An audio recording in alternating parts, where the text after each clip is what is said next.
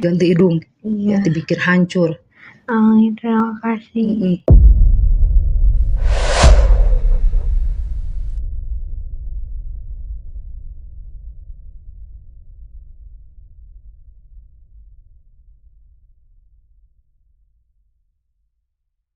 Dua pekan menjalani perawatan intensif di Rumah Sakit Hasan Sadikin, Bandung. Kondisi Yuvita Tri Rezeki, korban penyekapan dan penyiksaan keji kekasihnya sendiri selama 3 tahun, mulai membaik, sudah bisa duduk dan lancar berkomunikasi meski masih terbata-bata. Membaiknya kondisi Yuvita tak lepas dari dukungan penuh keluarga yang setia menemani selama gadis Malang berusia 29 tahun ini menjalani proses pemulihan. Di balik musibah yang dialami, Yuvita dapat berkah dari seantero negeri, doa dan juga donasi lewat Hotman. Bahkan Gubernur Jawa Barat yang ikut memantau setiap hari menyiapkan 40 dokter dan anggaran 1 M sampai Yuvita sembuh total. Ya, hari ini bertemu dengan Pak Direktur dan para dokter yang menangani, hampir 40 ya, dokter yang menangani, dan insya Allah tadi sudah disampaikan pemerintah Provinsi Jawa Barat akan mendampingi sampai sembuh. Alhamdulillah Pak KDM hari ini sudah mendepositkan uang 1 miliar di Hasan Sadikin untuk kepentingan pasien ini dalam rangka perbaikan atau menyembuhkan.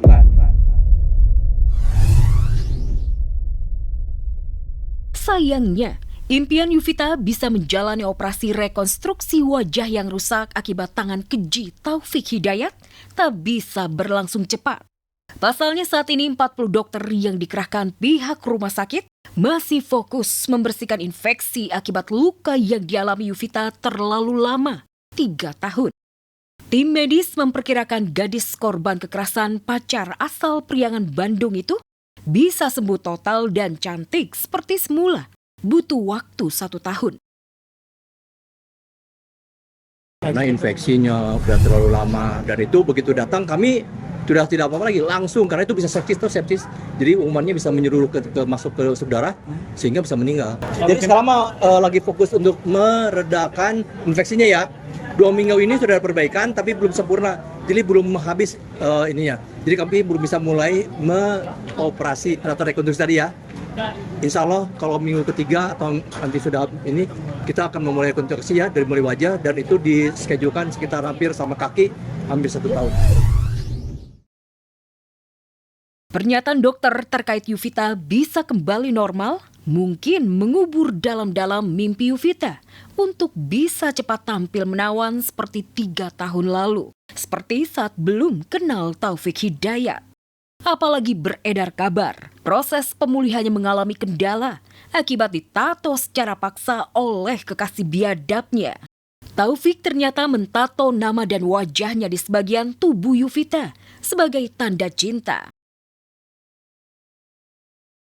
Ada beberapa tulisan di sini, love Taufik TH ya, dan juga ada gambar daripada si tersangka di badan yang bersangkutan. Yuvita harus menanggung nestapa akibat tanda cinta dan kelakuan bengis Taufik Hidayat. Layaklah seluruh dunia mengutuknya. Yang mengejutkan terkuak pula bahwa pelaku pernah datang ke rumah Pakuan, kantor Dinas Gubernur Jawa Barat, sehari sebelum ditangkap. Kepada polisi, Taufik rumah dinas Kang Deddy Mulyadi karena dicekam ketakutan. Ketakutan jadi buruan seantero negeri. Buntut sayembara 250 juta untuk siapapun yang menangkapnya. Kedatangan Taufik terekam CCTV pada pukul 4 pagi. Tapi karena mencurigakan, diusir oleh petugas keamanan.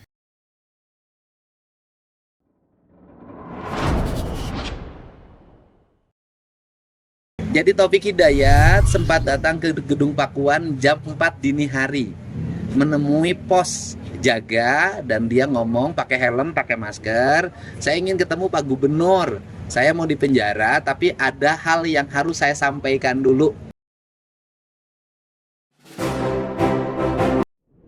Sudah gelar foto priwet mewah. Pernikahan kedua kali Natali dipastikan digelar hajatan gede-gedean. Beberapa hari jelang nikah, keluarga Aripat sudah kumpul merapat ke Jakarta. Tak sabar putranya bersanding di pelaminan. Namun yang menarik, seolah tak mau calon suami berondong yang memalukan di depan penghulu, artis berdarah Belanda ini memaksa Arif Fadli latihan ijab kabul pernikahan hampir setiap saat.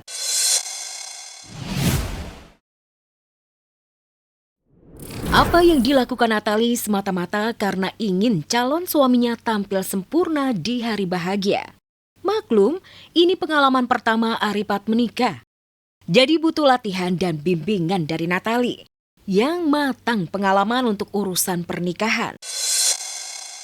Jauh sebelum memutuskan menikah awal Juli ini, kisah asmara Natali dengan Arifat menuai sorotan. Maklum saja, baru pacaran hitungan bulan, langsung gas ke pelaminan. Apakah karena Arifat berondong dan kaya, seperti doanya saat umroh? Warganet pun riuh tak henti menggunjingnya. Namun alih-alih tersinggung, Natali justru super santai. Bahkan sengaja buat parodi untuk tanggapi isu miring yang menerpanya. Itu Natali tuh udah laku sekarang. Itu cowoknya berondong ya? Berondong. Pangak Asian itu si Ajang-Ajang itu.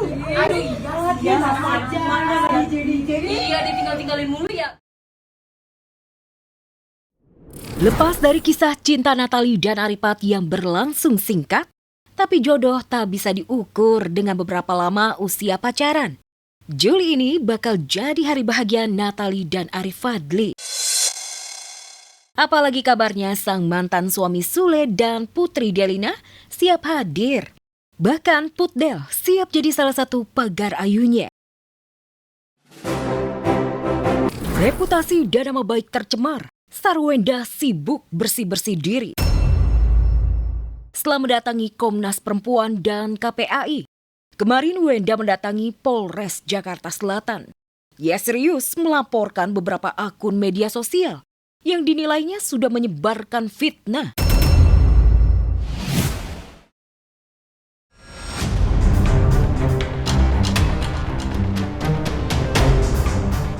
Di tanah air, Sarwenda sibuk melaporkan para pembenci dan penyebar fitnah ke polisi. Di Tanah Suci, Ruben Onsu khusyuk menunaikan ibadah umroh bersama sahabatnya Ivan Gunawan.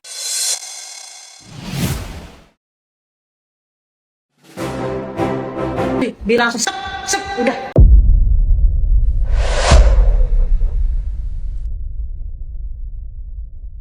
Seharusnya tenang momong si buah hati Baby Zack, tapi gara-gara ditipu oleh orang kepercayaan, Amanda jadi uring-uringan.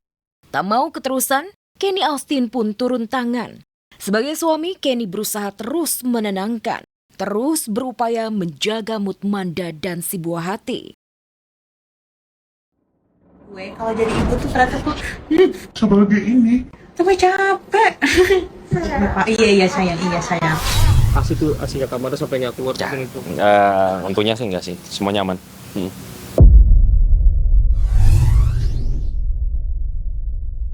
Ya, belum genap 1 bulan menjalani persalinan, Amanda Manopo harus mengambil langkah hukum, mendatangi Polres Jakarta Selatan.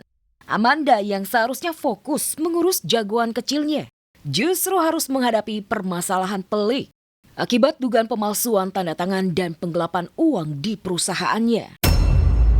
Aksi mentikam dari belakang yang diduga dilakukan orang kepercayaan sebenarnya sudah diketahui sejak Manda masih hamil.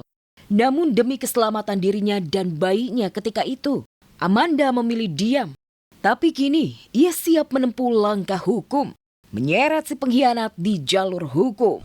Ya pastinya sekarang aku dan perusahaan aku atas nama PT aku ini sudah dijaga sekarang gitu. Jadi buat oknum-oknum yang masih di luar sana, pasti secepatnya kalau misalkan masih membuat narasi atau masih melakukan perbuatan yang menurut saya tidak nyaman untuk keluarga, pastinya saya akan turun tangan bersama Mas Hendy.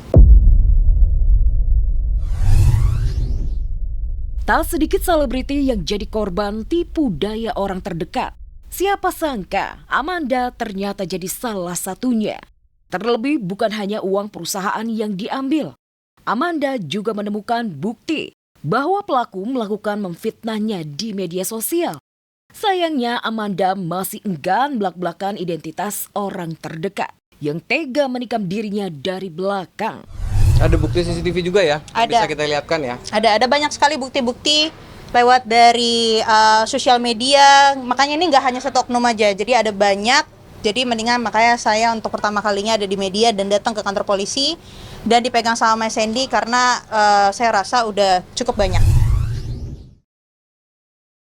2 tahun baru sadar ditikam orang kepercayaan. Istrinya Kenny Austin ini memilih langkah tegas, pantang memaafkan dan siap menjebloskan pelaku ke penjara. Pekan ini Manda direncanakan resmi mempolisikan pelaku. Lantas, berapa sebenarnya kerugian yang diderita Amanda? Benarkah hingga miliaran rupiah? Wah, itu tergantung perasaan kayaknya. Maafin nggak ya? Nah, itu nanti deh. Kita harus lakuin ini bareng-bareng untuk anak kita, gitu.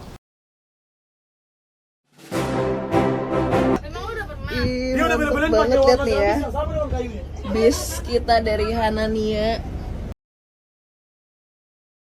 Influencer dan selebgram Karinovilda alias Aukarin akhirnya datang memenuhi panggilan penyidik Polda Metro Jaya untuk dimintai keterangan dalam kasus dugaan penipuan dan penggelapan uang 12 miliar yang dilakukan Hanania Travel.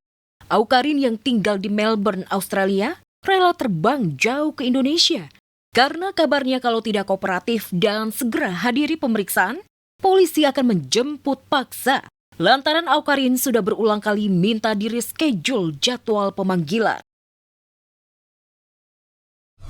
Memang saksi influencer Aukarin dipanggil dan dijadwalkan oleh yang bersangkutan untuk beberapa kali pemanggilan, jadwal di reschedule dan hari ini.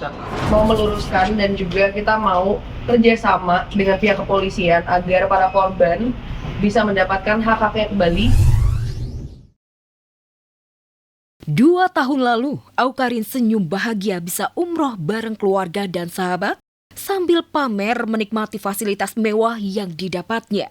2 tahun kemudian, Aukarin dan sahabat terseret kasus hukum yang sama dan kompak mengembalikan uang saku yang diberikan pihak travel.